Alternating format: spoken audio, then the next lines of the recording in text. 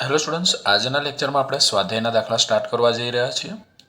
જોઈએ આપણે સ્વાધ્યાય 4.1, 4.2 અને 4.3, જેમાં આપણને કોમન ક્વેશ્ચન પૂછેલો છે, જેમાં આપણને કેટલીક રાશિઓ આપેલી છે અને આપેલી રાશિઓમાંથી કઈ રાશિ સદિશ છે અને કઈ રાશિ અદિશ છે એના વિશે આપણે માહિતી આપવાની છે. તો પહેલાં હું આન્સર લખીશ 4.1નું. 4.1 એમાં અદિશ રાશિ કઈ છે અને સદિશ રાશિ કઈ છે એની આપણે વાત કરીએ. અદિશ રાશિ અને સદિશ રાશિ.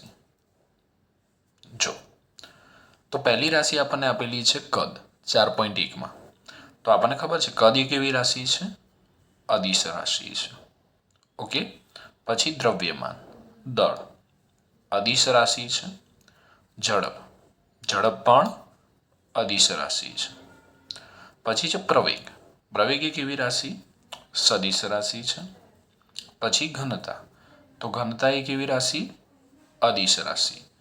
મોલ સંખ્યા પણ અદિશ રાશિ. પછી વેગ, વેગ કેવી રાશિ? સદિશ રાશિ. એના પછી છે કોણીય આવૃત્તિ. કોણીય આવૃત્તિ omega is equal to 2πf.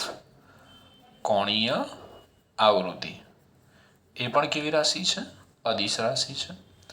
સ્થાનાંતર એ સદિશ રાશિ છે. અને કોણીય વેગ એ પણ સદિશ રાશિ છે. દોસ્તો બધી જ રાશિથી તમે પરિચિત છો. દરેકના સૂત્ર, એકમ અને પારિમાણિક સૂત્ર તમને આવડે છે. આમાં કોઈ એવી રાશિ નથી કે જેના વિશે તમને ખ્યાલ ન હોય. ઓકે, ચલો 4.2માં જઈએ. તો 4.2માં આપણને કીધું એ જ વસ્તુ કીધું છે. ચલો અદિશ સદિશ આપણે વહેંચી નાખીએ. અદિશ રાશિ અને સદિશ રાશિ. તો પહેલા બળ, બળ એ કેવી રાશિ છે? તો બળ એ સદિશ રાશિ છે. કોણીય વેગમાન એ પણ સદિશ રાશિ છે. એના પછી છે કાર્ય, તો કાર્ય એ દોસ્તો અદિશ રાશિ છે. વિદ્યુત પ્રવાહ I is equal to Q/T એ પણ અદિશ રાશિ છે. પછી છે રેખીય વેગમાન. ઓકે, તો રેખીય વેગમાન એ કેવી રાશિ થશે? તો રેખીય વેગમાન એ પણ સદિશ રાશિ થશે. દોસ્તો વિદ્યુત ક્ષેત્ર, વિદ્યુત ક્ષેત્ર એ પણ સદિશ રાશિ છે, આપણે ચલાવેલી છે. સરેરાશ વેગ, દોસ્તો વેગ આવે એટલે સદિશ જ હોય, પછી ગમે તે વેગ હોય, બરોબર છે. તો સરેરાશ વેગ. પછી છે ચુંબકીય ચાકમાત્રા. આ તમારા માટે નવી રાશિ છે, સમજાવું છું. ચુંબકીય ચાકમાત્રા એ પણ સદિશ રાશિ છે. અને સાપેક્ષ વેગ એ પણ સદિશ રાશિ છે. દોસ્તો ચલો કાર્ય વિશે ખબર છે, વિદ્યુત પ્રવાહ વિશે પણ ખબર. બળ કોણીય વેગમાન L is equal to R into P થશે, બરોબર છે. કોણીય વેગમાનનો એકમ સમજી લેજો, ના ખબર હોય તો કોણીય વેગમાન L ઇઝ ઇક્વલ ટુ સદિશ સ્વરૂપે લખીએ તો R ક્રોસ P થાય. અને એનો એકમ છે જૂલ ઇન્ટુ સેકન્ડ. પ્લાન્ક અચળાંકનો જે એકમ છે એ જ કોણીય વેગમાનનો એકમ છે. રેખીય વેગમાન P બરાબર M ઇન્ટુ V સદિશ, એનો એકમ થાય ન્યૂટન ઇન્ટુ સેકન્ડ. બરાબર છે. કઈ રીતે થાય ન્યૂટન ઇન્ટુ સેકન્ડ? તો આપણે એક રાશિ ભણીને આવ્યા, બળનો આઘાત F into delta T is equal to delta P સદિશ. ઓકે, તો બળનો આઘાતનો એકમ ન્યૂટન ઇન્ટુ સેકન્ડ. બળનો આઘાત એટલે વેગમાનનો ફેરફાર થશે. ચાલો પછી વિદ્યુત ક્ષેત્ર વિશે વાત કરી દઉં. તો વિદ્યુત ક્ષેત્રનું સૂત્ર કંઈક આપણે આવું લખીએ છીએ, E સદિશ ઇઝ ઇક્વલ ટુ F સદિશ બાય Q, એનો એકમ થશે ન્યૂટન પર કુલમ. પછી ચુંબકીય ચાક માત્રા. ચુંબકીય ચાક માત્રા એને દર્શાવવામાં આવે છે એમ વડે અને એનું સૂત્ર છે I A. એ પણ સદિશ રાશિ છે. એકમ બનાવતા આવડે. એ ક્ષેત્રફળ છે ને I પ્રવાહ છે. કોઈ પણ દોસ્તો વિદ્યુત પ્રવાહધારિત લૂપ હોય ને, કોઈ પણ વિદ્યુત પ્રવાહધારિત લૂપ હોય તો એ લૂપની ચુંબકીય ચાક માત્રા M = IA જેટલી થાય. અને ચુંબકીય ચાક માત્રાને આપણે અંગ્રેજીમાં મેગ્નેટિક ડાયપોલ મોમેન્ટ તરીકે પણ ઓળખીએ છીએ. ચુંબકીય ચાક માત્રાને આપણે મેગ્નેટિક ડાયપોલ મોમેન્ટ તરીકે પણ ઓળખીએ છીએ. ઓકે, ચલો 4.3 નો આન્સર લખું છું. અદિશ રાશિ અને સદિશ રાશિ. આમાં આપણે પહેલા સદિશ લઈ લઈએ. સદિશ રાશિ, અદિશ રાશિ.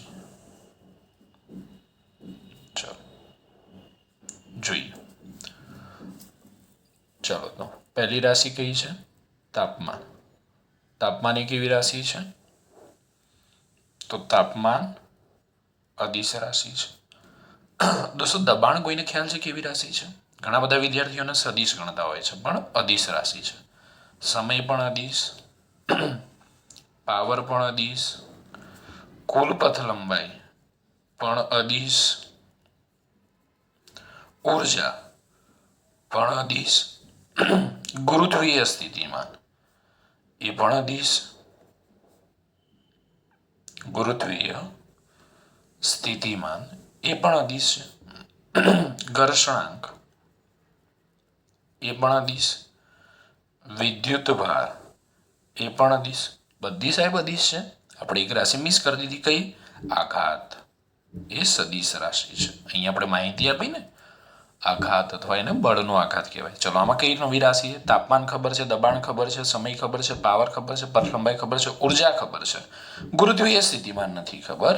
ચેપ્ટર નંબર 8માં ભણશું, પણ હું તમને માહિતી આપી દઉં. ગુરુત્વીય સ્થિતિમાન જેને દર્શાવવામાં આવે છે 5 અને એનું સૂત્ર થાય W/m.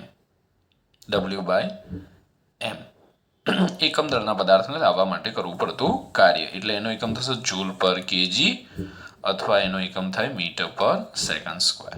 ચલો ઘર્ષણાંક વિશે ખબર નથી. ઘર્ષણાંક વિશે આપણે ભણશું ચેપ્ટર નંબર 5ની અંદર. ઘર્ષણાંકને દર્શાવાય μs વડે અને એનું સૂત્ર થાય Fs. Fs એટલે સ્થિત ઘર્ષણ બળ બાય n. સ્થિત ઘર્ષણ બળ અને લંબ બળના ગુણોત્તરને આપણે સ્થિત ઘર્ષણાંક કહીએ છીએ, જે એકમ રહિત છે. કારણ કે Fs પણ બળ છે, n એ લંબ બળ છે, બળનો ગુણોત્તર છે, માટે એકમ રહિત છે. વિદ્યુત ભાર વિશે ખબર જ છે ને. વિદ્યુત ભાર Q = શું થશે? IT થશે. વિદ્યુત ભાર Q = IT. એકમ ખબર છે? કુલમ અને એમ્પિયર ઇન્ટુ સેકન્ડ. તો દોસ્તો જે નવી રાશિ આવી છે એ શરૂઆતમાં જે મેં તમને કોષ્ટક લખાયું છે એની અંદર એડ કરવાની અને તૈયાર કરવાની. રાશિઓ દર અઠવાડિયે તમારે તૈયાર કરતી રહેવી પડશે. વારંવાર એનું રિવિઝન કરતા રહેવું પડશે. તો જ તમને આ બધી રાશિઓના એકમો, સૂત્રો અને પારિમાણિક સૂત્ર યાદ રહેશે. એટલે આ 3 દાખલાની અંદર જે પણ રાશિઓ આવી છે એ બધી જ રાશિઓના સૂત્રો, એકમ, પારિમાણિક સૂત્ર આપણને ફરજિયાત આવડવા જોઈએ.